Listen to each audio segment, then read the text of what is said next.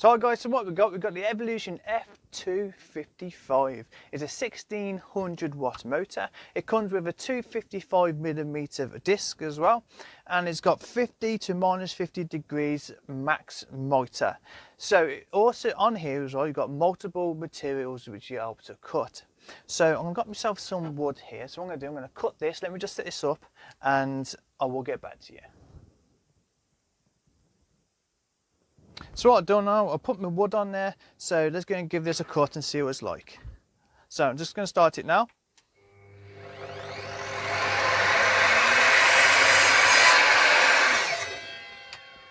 Oh, that was quiet. So, oh, look at that.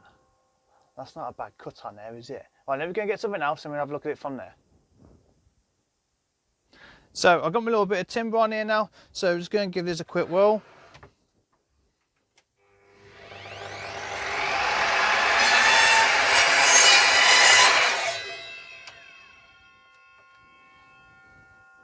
And again, that is quite a nice cut.